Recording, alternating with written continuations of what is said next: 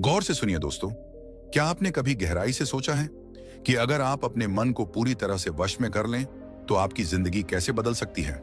सोचिए, अगर आप अपने मन से कहें अब शांत हो जाओ, और वो बिना किसी बहाने, बिना किसी विचार के बस शांत हो जाए, तो क्या आप कल्पना कर सकते हैं आप क्या क्या हासिल कर सकते हैं। अगर आप कहें अब ध्यान केंद्रित करो, तो आपका मन इधर उधर भटकने के बजाय एकदम तीर की तरह अपने लक्ष्य पर जा लगे। यह कोई चमत्कार नहीं है, यह कोई सपना नहीं है, यह एक कला है, और आज हम उसी कला का राज खोलने जा रहे हैं। क्यों कहा गया है कि जिसने अपने मन को जीत लिया उसने पूरे ब्रह्मांड को जीत लिया। क्यों गौतम बुद्ध ने कहा मन सब कुछ है, जो तुम सोचते हो वही तुम बनते हो। क्यों शास्त्रों में बार बार कहा गया मने मनुष्याणम कारणम बंध मोक्षो, अर्थात मन ही बंधन का कारण है और मन ही मुक्ति का। क्योंकि युद्ध बाहरी दुनिया से नहीं, अपने मन से है, और जिसने इस युद्ध में जीत हासिल कर ली उसके लिए फिर कोई दुनिया कठिन नहीं रहती। अब सोचिए, आज आपके साथ क्या होता है। आप किसी जरूरी काम में बैठते हैं और मन अचानक बीते हुए किसी झगड़े की याद दिला देता है, या कोई डर, कोई चिंता, किसी बात का पछतावा जो अभी हुआ भी नहीं, उस पर सोचते रहना। आपका मन आपके खिलाफ काम करता है। जब फोकस करना हो तब भटकाता है, जब शांत रहना हो तब शोर करता है, जब आपको हिम्मत चाहिए तब डराता है। आपका सबसे बड़ा दुश्मन आपके ही सिर के अंदर बैठा है, और अगर आप उसे वश में कर लें तो सोचिए कौन सी परीक्षा आपके लिए कठिन रह जाएगी, कौन सा लक्ष्य असंभव रहेगा। कई लोग कहते हैं मेरा मन नहीं लगता, मैं ज्यादा देर फोकस नहीं कर पाता, मन बहुत भटकता है, मैं जो सोचता हूं वो कर नहीं पाता। पर क्या आपने कभी सवाल किया है क्यों मन आखिर भटकता क्यों है? ध्यान से समझिए, मन एक बंदर की तरह है जो लगातार एक शाखा से दूसरी शाखा पर कूदता रहता है। अगर उसे कोई दिशा न दी जाए, कोई साधन न मिले, कोई लक्ष्य न दिखे, तो वो कूदता रहेगा। बिल्कुल वैसे ही जैसे आप सुबह उठते ही मोबाइल चेक करते हैं, फिर वीडियो, फिर इंस्टाग्राम, फिर सोच, फिर चिंता, फिर कंपैरिजन, और सारा दिन बस ऐसे ही बिखर जाता है। अब सवाल यह है, मन को नियंत्रित कैसे किया जाए, कैसे उसे अपना गुलाम बनाएं, कैसे उसकी ताकत को अपने फोकस में बदलें। इसका उत्तर आधुनिक मनोविज्ञान और प्राचीन ब्रह्म ज्ञान दोनों में छुपा है। आधुनिक विज्ञान कहता है कि मन दरअसल एक आदतों का जाल है। जो आप रोज सोचते हैं वही आपका मन बनता जाता है। आप जैसे विचारों को दोहराते हो वही रास्ते आपके ब्रेन में गहरे हो जाते हैं।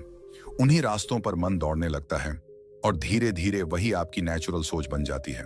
उदाहरण के लिए, अगर आप हर सुबह उठते ही सबसे पहले चिंता करते हैं तो आपका मन उस आदत का आदी हो जाता है।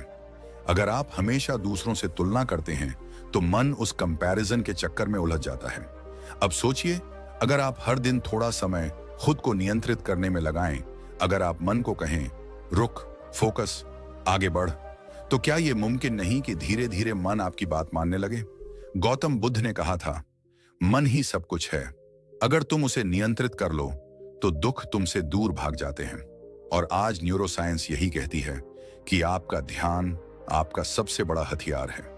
जिस पर आप ध्यान केंद्रित करते हैं वही बढ़ता है। इसलिए अगर आप फोकस चाहते हैं तो मन को बिखरने से बचाना होगा। अगर आप चाहते हैं कि आपका ध्यान अपने लक्ष्य पर टिके रहे तो आपको अपने मन को ट्रेन करना पड़ेगा। बिल्कुल वैसे जैसे एक बच्चा शुरुआत में जिद करता है पर धीरे धीरे समझने लगता है। याद रखिए, मन एक साधन है, मालिक नहीं। आप मालिक हो, और जब तक आप मालिक नहीं बनते तब तक मन आपका शोषण करता रहेगा। आज हम इस वीडियो की शुरुआत में सिर्फ इस बात को समझने आए हैं कि अगर फोकस चाहिए, अगर ध्यान चाहिए, अगर सफलता चाहिए, तो सबसे पहले मन को कंट्रोल करना जरूरी है। और यह करना ना कोई रहस्य है, ना कोई असंभव कार्य। बस आपको शुरुआत करनी होगी, हर दिन थोड़ा थोड़ा, हर क्षण थोड़ा और जागरूक होकर। और जैसे ही आप अपने मन पर नियंत्रण पाना शुरू कर देते हैं, आपका ध्यान, आपकी सोच और आपका जीवन तीनों एक नई दिशा में मुड़ जाते हैं। और यही शुरुआत है। अगले भाग में हम विस्तार से जानेंगे मन को काबू में रखने की 5 अद्भुत और अचूक विधियां, जो आपको बताएंगी कि कैसे आप अपने जीवन में हर दिन अपने मन को साध सकते हैं, उसे अनुशासन में ला सकते हैं और अपने लक्ष्य की ओर तेजी से बढ़ सकते हैं। इसलिए वीडियो को यहीं मत छोड़िए, क्योंकि आगे आने वाला हिस्सा है वास्तविक परिवर्तन का दरवाजा। क्या आपने कभी खुद से पूछा है कि अगर मन मेरा है तो ये मेरी सुनता क्यों नहीं? क्यों जब मैं पढ़ना चाहता हूं तब यही मन बार बार मुझे मोबाइल की तरफ खींचता है? जब मैं कुछ सीखना चाहता हूं तब ये बीती बातें क्यों दोहराने लगता है? क्यों जब मैं खुद को बदलना चाहता हूं तब यही मन मुझसे कहता है, अरे छोड़, तू नहीं कर पाएगा? क्या ये सच में मेरा मन है या मैं ही इस मन का गुलाम बन चुका हूं? जिसने मन को जीत लिया उसने दुनिया को जीत लिया। ये सिर्फ कोई श्लोक नहीं है, ये एक चेतावनी है। क्योंकि अगर तुमने अपने मन को नहीं जीता तो ये मन तुम्हें हर रोज हर कदम पर हरवाता रहेगा। और जो इस मन को जीत लेता है उसके लिए कोई भी लक्ष्य असंभव नहीं रह जाता। अब ध्यान से सुनो, क्योंकि आगे जो तुम जानने वाले हो वो सिर्फ ज्ञान नहीं है, ये तुम्हारे जीवन की दिशा बदल सकता है। मन एक बंदर की तरह है, हर वक्त उछलता है, कभी भविष्य में, कभी अतीत में, कभी चिंता, कभी भ्रम, कभी लालच, कभी डर। लेकिन सवाल ये है, क्या तुमने इस बंदर को नियंत्रित करना सीखा है? आज हम भाग रहे हैं, थक रहे हैं, टूट रहे हैं, लेकिन जीत नहीं रहे। क्यों? क्योंकि हमारी सबसे बड़ी लड़ाई हम खुद से हार रहे हैं। जब तुम कहो कि मैं सुबह 5 बजे उठूंगा तो तुम्हारा मन कहता है, थोड़ी देर और सो जा, तू थक गया है। जब तुम कहो अब मैं अपना फोकस पढ़ाई या काम पर लगाऊंगा तो तुम्हारा मन कहता है, पहले थोड़ी सी इंस्टाग्राम देख ले, फिर शुरू करेंगे। और जब तुम कहो अब मैं अपने जीवन में बदलाव लाऊंगा तो वही मन कहता है, तू कौन सा खास है, सब ऐसे ही चलते हैं, तू क्यों इतना सीरियस हो रहा है? यही तो असली बाधा है, मन। गौतम बुद्ध ने कहा था, मन ही सब कुछ है, जो तुम सोचते हो वही तुम बनते हो। अब जरा ठहरो और सोचो, अगर तुम अपने मन के मालिक बन जाओ, अगर तुम ये तय कर सको कि कब सोचना है, कब नहीं, कब ध्यान लगाना है, कब शांत रहना है, तो क्या तुम एक नया जीवन नहीं बना सकते? अब वैज्ञानिक भी यही कहते हैं। हर दिन हमारे दिमाग में करीब 60,000 विचार आते हैं, जिनमें से 90% वही होते हैं जो हम कल सोच चुके हैं। मतलब हम हर दिन उसी पुराने पैटर्न को दोहरा रहे हैं, फिर भी उम्मीद करते हैं कि कुछ नया होगा। लेकिन नया तभी होगा जब मन नया होगा, और मन नया तब होगा जब वो तुम्हारा अनुयायी बनेगा, न कि मालिक। जब बच्चा पहली बार साइकिल चलाता है तो उसका मन डराता है, गिरेगा, चोट लगेगी। लेकिन जब वो डर से ऊपर उठकर अभ्यास करता है तो साइकिल भी चल जाती है और आत्मविश्वास भी जन्म लेता है। ऐसा ही मन के साथ भी होता है। शुरू में डर लगता है, ध्यान करने में, फोकस करने में, मोबाइल से दूर रहने में, आलस छोड़ने में। लेकिन जब तुम एक बार इस मन को टकरा कर नहीं, समझा कर जीतने लगते हो, तब यह मन तुम्हारा सबसे बड़ा साथी बन जाता है। मन को कंट्रोल करना आसान नहीं, लेकिन नामुमकिन भी नहीं। इसके लिए चाहिए सिर्फ एक चीज, सचेत अभ्यास। हर दिन अपने आप से पूछो, क्या मैं वही सोच रहा हूं जो मुझे सोचना चाहिए? क्या मैं वही कर रहा हूं जो मुझे करना चाहिए? क्या मेरा मन मेरे अधीन है या मैं उसके? हर बार जब तुम बेकार की सोच में खो जाते हो, खुद को पकड़ो। हर बार जब मन बहकाता है, उसे याद दिलाओ, अब मैं तेरा मालिक हूं। यह शुरुआत मुश्किल लगेगी, लेकिन यही शुरुआत तुम्हें वहां ले जाएगी जहां दुनिया के सबसे सफल, सबसे शांत, सबसे जागरूक लोग पहुंचते हैं। मन की शक्ति कोई कल्पना नहीं है, ये रियल साइंस है, ब्रह्म ज्ञान है। ऋषियों ने हजारों साल पहले जिस ध्यान, एकाग्रता और आत्मनियंत्रण की बात की, आज की न्यूरोसाइंस भी उन्हीं चीजों को माइंडफुलनेस, न्यूरोप्लास्टिसिटी और ब्रेन रिवायरिंग कहकर सिद्ध कर रही है। मतलब साफ है, मन को जीतो तो हर चीज तुम्हारे लिए संभव हो जाती है। क्योंकि जब मन शांत होता है तब फोकस गहरा होता है, फोकस गहरा होता है तब काम में पूर्णता आती है, और जब पूर्णता आती है तो सफलता स्वतः तुम्हारे कदम चूमती है। आज का सवाल यही है, क्या तुम अपने मन को जीतने के लिए तैयार हो, या फिर हमेशा की तरह उसी बहानेबाज, भ्रमित और अशांत मन के पीछे घिसटते रहोगे? क्या आप जानते हैं कि आपके जीवन की सबसे बड़ी जीत या सबसे बड़ी हार कहीं बाहर नहीं, बल्कि आपके मन के अंदर तय होती है? आप सुबह उठकर सोचते हैं कि आज बहुत सारा काम करना है, आज से पढ़ाई शुरू करनी है, आज से फोकस करना है। लेकिन कुछ ही मिनटों में मन मोबाइल की तरफ भाग जाता है, कुछ पुरानी बातों में उलझ जाता है, या फिर बेवजह चिंता करने लगता है। और यही होता है असली युद्ध। बाहर की दुनिया से लड़ना आसान है, पर जो अपने ही मन को नहीं जीत सका वो दुनिया में कुछ बड़ा नहीं कर सकता। मन एक ऐसा घोड़ा है जो अगर काबू में हो तो राजा बना देता है, और अगर बेकाबू हो जाए तो पूरी जिंदगी खींचता चला जाता है, बिना मंजिल के, बिना दिशा के। गौतम बुद्ध ने कहा था, जो अपने मन को जीत लेता है वही सच्चा विजेता होता है, क्योंकि जब तक मन नियंत्रित नहीं होगा तब तक कोई भी लक्ष्य, कोई भी सपना पूरा नहीं होगा। मन कहेगा कल कर लेंगे, मन कहेगा यह काम बहुत मुश्किल है, मन कहेगा क्या फायदा इतनी मेहनत का, और हम उस मन की बातों में आ जाते हैं, क्योंकि हमें यह सिखाया ही नहीं गया कि मन को कैसे नियंत्रित किया जाए। लेकिन आज का ये वीडियो सिर्फ ये कहने नहीं आया कि मन को कंट्रोल करो। आज हम जानेंगे वो पहली विधि जिससे हजारों सालों से ऋषि, मुनि, योगी और आज के महान लीडर्स भी अपने मन को मजबूत बनाते आए हैं। पहली विधि है ब्रह्म मुहूर्त उठना। मन के ऊपर राज करने का समय। अब आप कहेंगे ये तो सुना है, लेकिन इससे मन का क्या लेना देना? तो चलिए इसे गहराई से समझते हैं। ब्रह्म मुहूर्त यानी सुबह 4 से 6 बजे का समय। ये वो समय होता है जब पूरा वातावरण शुद्ध, शांत और ऊर्जा से भरपूर होता है। शरीर भी इस समय न्यूरोलॉजिकल और हार्मोनल स्तर पर एक विशेष अवस्था में होता है। वैज्ञानिक रूप से देखा जाए तो इस समय मेलाटोनिन नामक हार्मोन का प्रभाव अपने चरम पर होता है, जो न केवल गहरी नींद देता है बल्कि दिमाग को क्लैरिटी और एकाग्रता भी प्रदान करता है। दूसरे शब्दों में कहें तो ये समय वो गोल्डन टाइम है जब हमारा मन सबसे ज्यादा रिसेप्टिव, शांत और सीखने के लिए तैयार होता है। जैसे ही आप इस समय उठते हैं और बिना किसी शोरगुल के एकांत में बैठते हैं, तो धीरे धीरे आप महसूस करेंगे कि आपका मन अब पहले जैसा भागता नहीं है। ध्यान लगाना आसान हो जाता है, पढ़ाई करते समय शब्द जल्दी समझ आते हैं, और अगर आप कोई लक्ष्य तय करें तो मन उसमें रुकावट नहीं डालता बल्कि सहयोगी बन जाता है। अब सोचिए, अगर रोज सुबह आप अपने दिन की शुरुआत एक ऐसे समय से करें जब पूरा ब्रह्मांड शांत हो, जब आपकी चेतना सबसे ज्यादा शुद्ध हो और जब मन सबसे कम व्याकुल हो, तो क्या आप अपने मन को धीरे धीरे नियंत्रण में नहीं ले आएंगे?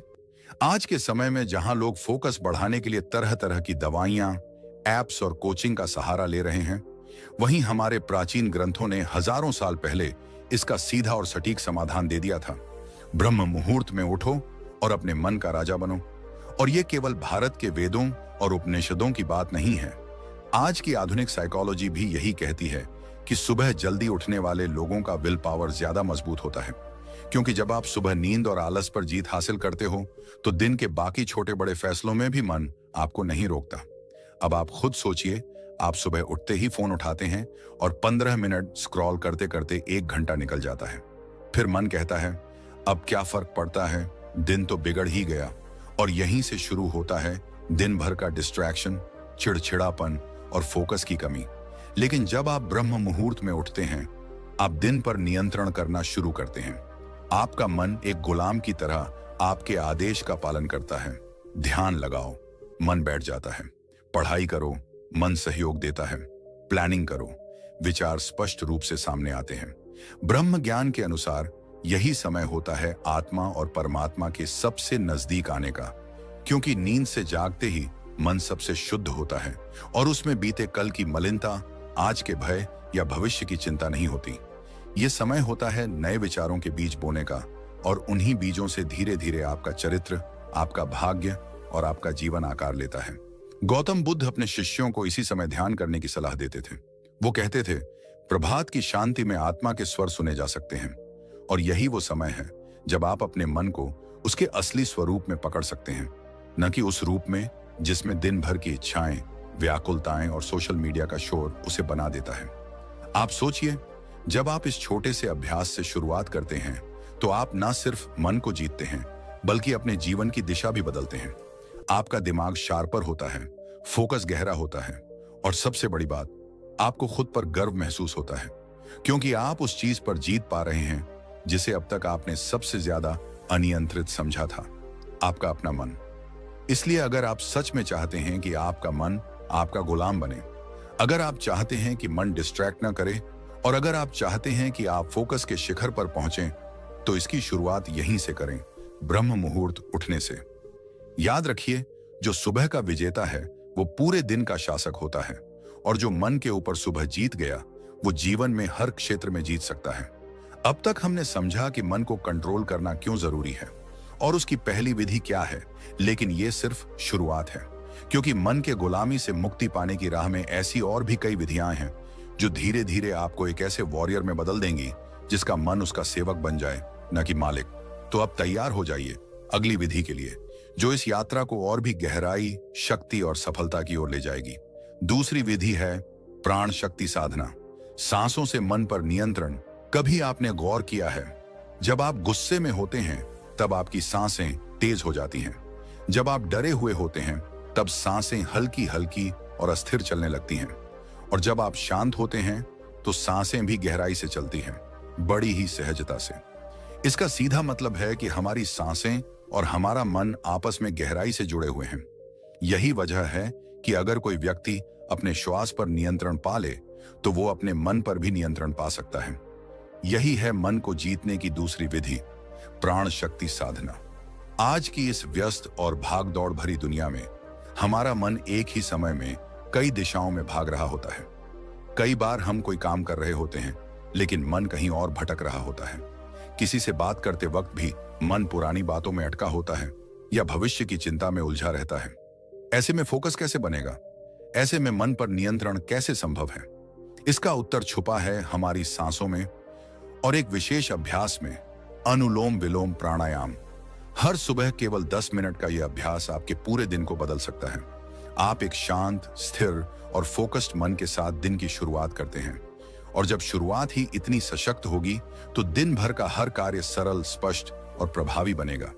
यह कोई कल्पना नहीं है, बल्कि हजारों वर्षों पुराना ब्रह्म ज्ञान है जो आज भी उतना ही प्रभावशाली है। गौतम बुद्ध ने कहा था, जैसे कोई कुशल सारथी घोड़े की लगाम थामे रखता है, वैसे ही बुद्धिमान व्यक्ति अपनी श्वासों पर ध्यान देकर अपने चित्त को साधता है। यानी जो व्यक्ति अपनी सांसों पर ध्यान केंद्रित करता है वही अपने भटकते मन को वश में कर पाता है। और यही अभ्यास है अनुलोम विलोम का। यह साधना केवल एक श्वास अभ्यास नहीं है, यह एक ध्यान है, एक आंतरिक युद्ध है, जहां आप अपने अंदर के शोर को शांत करने की कला सीखते हैं। आप अपने मन के उस कोने तक पहुंचते हैं जहां विचारों की उथल पुथल थम जाती है। और जब विचार शांत होते हैं तब चेतना स्पष्ट होती है और यही स्पष्टता ही आपको फोकस की शक्ति देती है। आजकल हम अक्सर कहते हैं, मेरा मन बहुत विचलित रहता है, पढ़ाई में मन नहीं लगता, काम करते वक्त ध्यान भटक जाता है। लेकिन क्या हम कभी यह सोचते हैं कि हम अपने मन को फोकस करने के लिए सांसों की मदद क्यों नहीं लेते? जब बच्चे परीक्षा से पहले घबराते हैं तो टीचर उन्हें कहते हैं, गहरी सांस लो। जब कोई तनाव में होता है तो उसे कहा जाता है, आराम से सांस लो। लेकिन क्या हमने कभी इस सलाह को गंभीरता से लिया? सच तो यह है कि हम में से बहुत से लोग सांस लेते हैं सिर्फ जीने के लिए, लेकिन जीने की गुणवत्ता को बढ़ाने के लिए नहीं। जबकि अनुलोम विलोम जैसी साधना यही सिखाती है कि हम अपनी सांसों को कैसे नियंत्रित करें, कैसे उनकी गहराई को महसूस करें और कैसे हर श्वास के साथ अपने मन को अधिक शांत और स्थिर करें। वैज्ञानिक दृष्टिकोण से भी देखा जाए तो जब हम गहरी, लयबद्ध सांसें लेते हैं तो हमारा परसिस्थेटिक न्यूरल सिस्टम सक्रिय होता है, जो शरीर को आराम, मानसिक स्पष्टता और संतुलन की अवस्था में लाता है। यानी मन सिर्फ शांत नहीं होता, वह आज्ञाकारी भी बनता है। और जब मन आज्ञाकारी होता है तभी वो हमारी बात मानता है, तभी हम उसे एकाग्र कर सकते हैं, तभी हम उसे फोकस में बदल सकते हैं। सुबह के समय जब वातावरण शांत होता है, सूरज की पहली किरण धरती को छूती है और प्रकृति भी जाग रही होती है। ऐसे में 10 मिनट का यह अभ्यास हमारे पूरे जीवन को दिशा दे सकता है। केवल सांस पर ध्यान दीजिए, विचार आए तो उन्हें जाने दीजिए, सिर्फ श्वास के आने जाने को महसूस कीजिए। धीरे धीरे आपका मन भी वही करने लगेगा जो आप चाहते हैं, न कि वो जो मन खुद चाहता है। यही है प्राण शक्ति साधना की महिमा। यह केवल एक योग क्रिया नहीं, यह एक मानसिक अनुशासन है। जब सांस नियंत्रित होती है तो मन भी नियंत्रित होता है, और जब मन नियंत्रित होता है तो जीवन अपने सही मार्ग पर चलने लगता है। तो अगर आप अपने जीवन में फोकस बढ़ाना चाहते हैं, डिस्ट्रैक्शंस को खत्म करना चाहते हैं, मन को अपना मित्र बनाना चाहते हैं, तो हर सुबह 10 मिनट अनुलोम विलोम की साधना को अपने जीवन का हिस्सा बना लीजिए। आज नहीं तो कल इसका असर जरूर दिखाई देगा, लेकिन अगर आप इसे नियमित करें तो यह साधना एक आंतरिक क्रांति बन सकती है। याद रखिए, प्राण पर अधिकार तो मन पर अधिकार, और जिसने अपने मन पर अधिकार पा लिया उसे कोई भी लक्ष्य असंभव नहीं लगता। अब सवाल यह उठता है कि सिर्फ सांसों से ही नहीं, और भी कई ऐसी विधियां हैं जो हमारे मन को नियंत्रित कर सकती हैं। हमारे फोकस को तीव्र बना सकती हैं। और अगली विधि जो हम जानने वाले हैं वो है तीसरी विधि है विचार विच्छेदन विधि। विचारों को बीच में ही काट देना। कभी आपने ये महसूस किया है कि आप कुछ जरूरी काम कर रहे हैं, लेकिन अचानक मन में कोई पुरानी बात, कोई डर, कोई बेकार सोच या कोई ऐसा विचार आ जाता है जो आपका पूरा ध्यान भटका देता है और फिर आप उसी में उलझ जाते हैं। वो विचार आता है, पकड़ता है और खींच ले जाता है।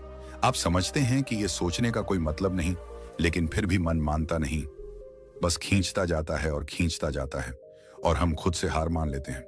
तो सवाल ये है कि क्या हम वाकई अपने विचारों को कंट्रोल नहीं कर सकते? क्या हम हमेशा अपने मन के गुलाम बने रहेंगे? जवाब है नहीं।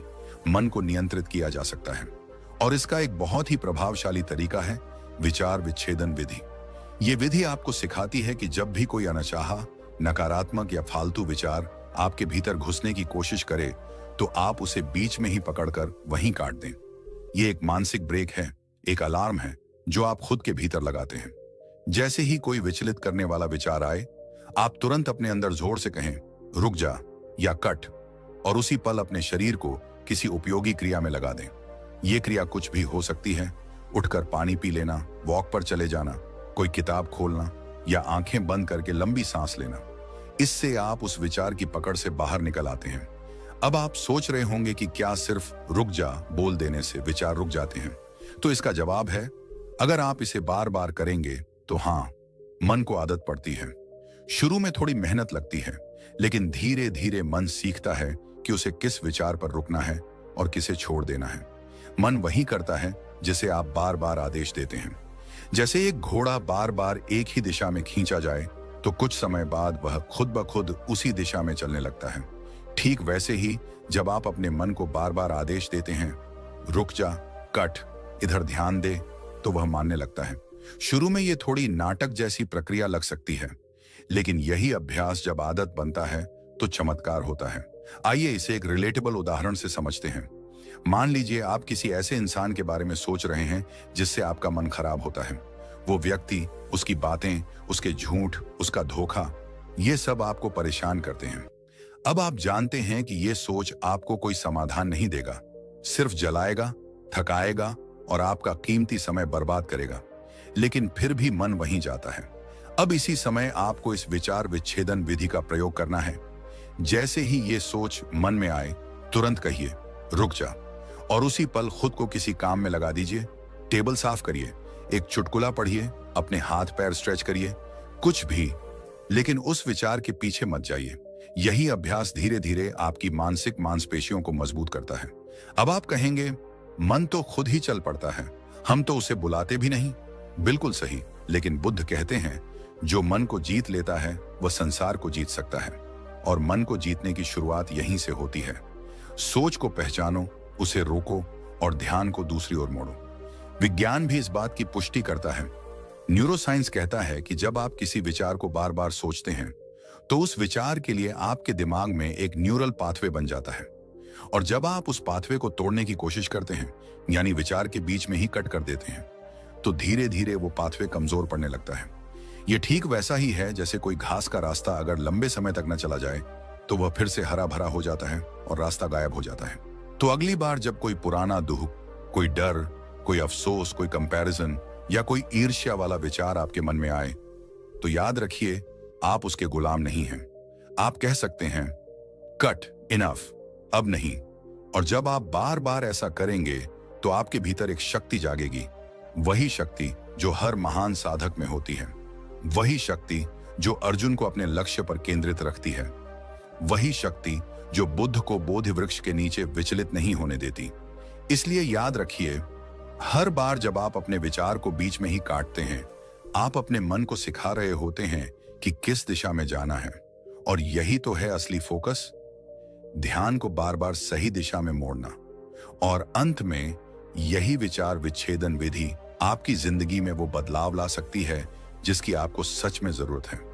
सिर्फ एक अभ्यास, रुक जा, और आपका मन आपकी बात मानने लगेगा। अब जरा सोचिए, अगर आप रोजाना 10 बार भी अपने नकारात्मक विचारों को इसी तरह रोक लें तो 10 बार आपने अपने फोकस को बचा लिया, और यही छोटे छोटे पल मिलकर एक बड़ा बदलाव बनाते हैं।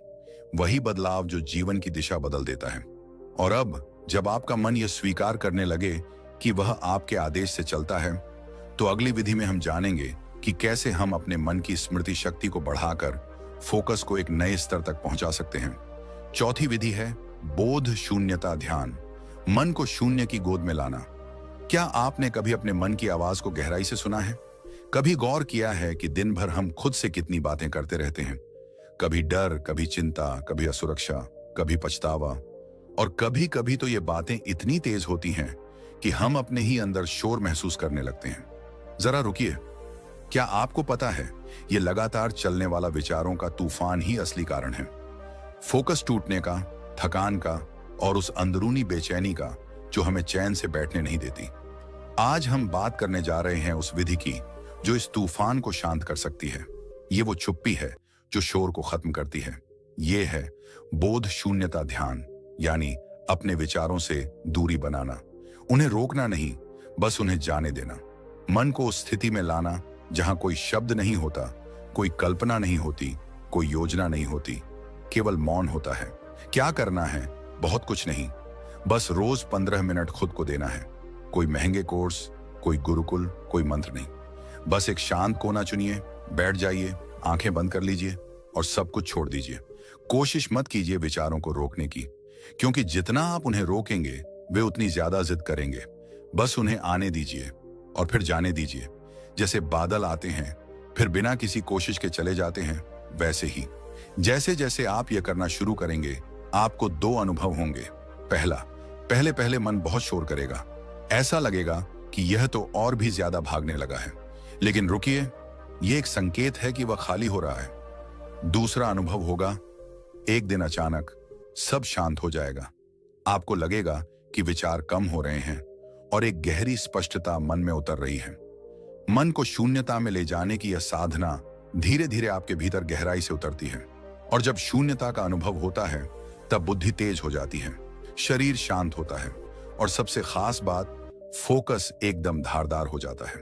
अब कोई भी काम करते समय मन बार बार भटकता नहीं, बल्कि पूरे होश और ऊर्जा के साथ एक ही बिंदु पर केंद्रित रहता है।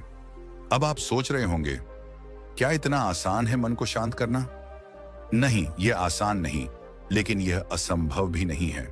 यही तो अभ्यास है, यही तो वो विज्ञान है जिसे आज की मनोविज्ञान की दुनिया माइंडफुल साइलेंस कहती है, और जिसे हजारों साल पहले गौतम बुद्ध ने निर्वाण के द्वार का प्रथम चरण कहा था। बुद्ध कहते थे, जहां विचार नहीं वहीं सच्चा शांति और शक्ति है। यानी विचारों की भीड़ में हम शक्ति खोते हैं, लेकिन जब हम विचारों से ऊपर उठ जाते हैं, जब मन एकदम मौन हो जाता है, तब वही मौन हमारी शक्ति बन जाता है। आधुनिक न्यूरोसाइंस ने भी यह साबित किया है कि जब मन को शून्यता में लाया जाता है तो दिमाग का डिफॉल्ट मोड नेटवर्क शांत होता है। यही वह हिस्सा है जो फालतू सोच, पछतावा, चिंता और कल्पनाओं में हमें उलझाए रखता है। जब वह शांत होता है तब ब्रेन की क्लैरिटी, डिसीजन मेकिंग और इमोशनल स्टेबिलिटी बढ़ती है। इसीलिए बोध शून्यता ध्यान कोई धर्म नहीं, कोई कर्मकांड नहीं, यह जीवन जीने की एक सच्ची कला है। जब मन भीतर से शांत होता है तभी हम बाहर की दुनिया को बेहतर देख पाते हैं। तब हमें न लोग परेशान करते हैं न हालात, क्योंकि हमारा केंद्र हमारे भीतर होता है, स्थिर, स्पष्ट और शक्तिशाली। इस विधि की सबसे बड़ी खूबी यह है कि यह आपको आपके ही भीतर की सबसे गहरी शक्ति से मिलाती है, आपको बार बार अपने अंदर लौटना सिखाती है। और जब आप भीतर लौटते हैं तब बाहर की दुनिया में आपकी उपस्थिति बदल जाती है। आप कम बोलते हैं लेकिन आपकी बात गहरी होती है। आप कम प्रतिक्रिया देते हैं लेकिन आपका असर गहरा होता है। तो अगली बार जब आपका मन बहुत थका हुआ हो, बहुत परेशान हो, जब लगे कि कुछ भी समझ नहीं आ रहा, उस वक्त कुछ मत कीजिए, बस बैठ जाइए और खुद को उस शून्यता में समर्पित कर दीजिए।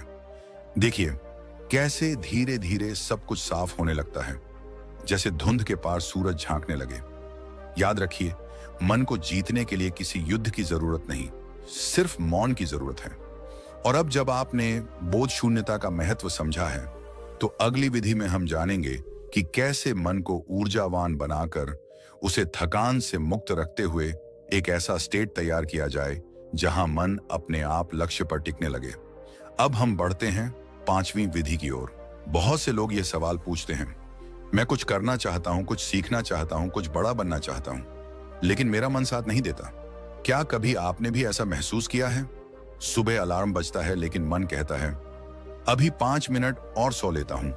किताब उठाते हैं पढ़ने के लिए, लेकिन मोबाइल पर एक नोटिफिकेशन आता है और मन कहता है बस एक बार देख लूं, फिर पढ़ता हूं। ध्यान करने बैठते हैं और अचानक मन में आने लगती हैं कल की बातें, आने वाले कल की चिंता, और जिनका कोई मतलब नहीं होता वो विचार भी। तो अब सवाल ये है, क्या वाकई मन को कंट्रोल किया जा सकता है? उत्तर है हाँ, पूरी तरह किया जा सकता है। मन कोई अजगर नहीं है जिसे काबू करना नामुमकिन हो। वो बस आदतों का गुलाम है। उसे बस सही दिशा, सही संस्कार और सही अनुभव देना होता है, और यही काम करती है संकल्प शक्ति जागरण की विधि। आज हम मन को जीतने की पांचवी विधि की बात कर रहे हैं। पांचवी विधि संकल्प शक्ति जागरण, एक व्रत, एक नियम, एक जीत। अब ध्यान से सुनिए। मन को झुकाना है तो पहले खुद से किया वादा निभाना सीखो। हर बार जब आप कोई लक्ष्य तय करते हैं और फिर उससे पीछे हट जाते हैं, तो आप केवल उस लक्ष्य से पीछे नहीं हटते, आप अपनी आत्म प्रतिष्ठा को तोड़ देते हैं।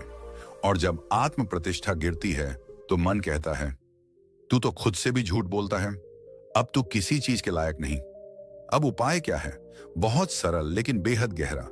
हर 7 दिन के लिए एक नियम लो, एक ऐसा संकल्प जो थोड़ा कठिन हो लेकिन मुमकिन हो। जैसे सुबह 5 बजे उठना, या सुबह 9 बजे तक मोबाइल नहीं छूना, या 7 दिन तक बिना चीनी के रहना, या हर दिन बिना नागा 15 मिनट ध्यान करना। शर्त एक ही है, इसे किसी भी हालत में मत तोड़ो। भले कुछ भी हो जाए, नींद आई, आलस आया, मूड नहीं बना, बाहर शोर हुआ, लेकिन नियम नहीं टूटेगा। अब आप पूछेंगे इतना छोटा सा नियम क्या करेगा? यह नियम नहीं, आपके भीतर की इच्छा शक्ति का दीपक है। हर दिन जब आप उसे निभाते हैं तो आप मन को संदेश देते हैं, देखो मैं कहता हूं और करता हूं, मैं जो ठान लेता हूं वो करता हूं। धीरे धीरे ये दीपक जलता है और वो अंधेरा जो मन की कमजोरी है वो छंटने लगता है। आपका ध्यान तेज होता है, आत्मविश्वास बढ़ता है, और आप जो चाहें उस पर केंद्रित हो पाते हैं। इसका असर केवल मन पर नहीं होता, शरीर और चरित्र पर भी पड़ता है। मन अब इधर उधर नहीं भागता, वो आदेश मानता है। आत्मसंयम आता है, अंदर एक संतोष और स्पष्टता आती है, और सबसे बड़ी बात, अब आप अपने शब्दों का सम्मान करना सीख जाते हैं। गौतम बुद्ध ने कहा था, जो मन को वश में कर ले वह 1000 युद्ध जीतने वाले से बड़ा विजेता है। और मन को वश में करने का पहला कदम है खुद से किया हुआ वादा निभाना। मनोवैज्ञानिक भी कहते हैं कि जब हम लगातार कोई संकल्प निभाते हैं तो हमारे दिमाग में डोपामीन और सेरोटोनिन जैसे हार्मोन्स सक्रिय होते हैं, जो फोकस, मूड और मोटिवेशन को बढ़ाते हैं। मतलब जब आप एक छोटा व्रत निभाते हैं तो आपका दिमाग आपको रिवॉर्ड देता है, बहुत अच्छा किया, और यही सकारात्मक ऊर्जा फिर अगले नियम को निभाने में मदद करती है। एक बात और समझिए, यह केवल 7 दिन का नियम नहीं है, यह एक संस्कार है। संस्कार बनते हैं, फिर स्वभाव बनते हैं, फिर वही हमारा भविष्य बनाते हैं। तो हर सप्ताह अपने भीतर एक संस्कार जगाइए और देखिए कैसे मन अब आपका सेवक बन जाता है, आपका गुलाम नहीं। और याद रखिए, जो खुद से किया गया वादा निभा ले वो ही सच्चा विजेता है। अब सोचिए, आप कौन सा पहला संकल्प लेने जा रहे हैं, और क्या आप उसे निभाने के लिए तैयार हैं? जहां आपका मन पूरी तरह से आपके अधीन होगा, और जीवन की असली शक्ति वहीं से शुरू होती है। जागो, ठानो और निभाओ। मन को जीतो, ध्यान से नहीं, संकल्प से। और अगर इस वीडियो ने आपके दिल को छू लिया हो, अगर आपके भीतर कहीं ना कहीं एक हलचल सी मच गई हो, तो यही संकेत है कि अब समय आ गया है अपने मन को जीतने का, अपने जीवन को एक नई दिशा देने का। लेकिन ये तो सिर्फ शुरुआत है। हर हफ्ते हम आपके लिए ऐसी ही गहराई से जुड़ी बातें, प्राचीन ज्ञान और आधुनिक मनोविज्ञान के अद्भुत मेल के साथ कुछ ऐसा लेकर आते हैं जो आपके जीवन को बदल सके, आपके भीतर छिपी शक्ति को जगा सके। तो अगर आपने अभी तक हमारे चैनल को सब्सक्राइब नहीं किया है तो जरूर कीजिए, क्योंकि अगली विधियां, अगले रहस्य और अगला परिवर्तन आपके लिए ही है, जिसे आप मिस नहीं करना चाहेंगे। वीडियो को लाइक करना न भूलें और नीचे कमेंट करके हमें जरूर बताएं आपने इस वीडियो से क्या सीखा और आपका पहला संकल्प क्या होगा। आपका अपना चैनल, जहां बात होती है जीवन के असली परिवर्तन की। सब्सक्राइब कीजिए, बेल आइकॉन दबाइए और खुद से एक वादा कीजिए, अब हर वीडियो के साथ आप एक नई शुरुआत करेंगे। मिलते हैं अगली विधि में एक और मन विजय के रहस्य के साथ। तब तक जागते रहिए, सीखते रहिए और संकल्प के पथ पर चलते रहिए, क्योंकि बदलाव बाहर नहीं, भीतर से शुरू होता है। धन्यवाद।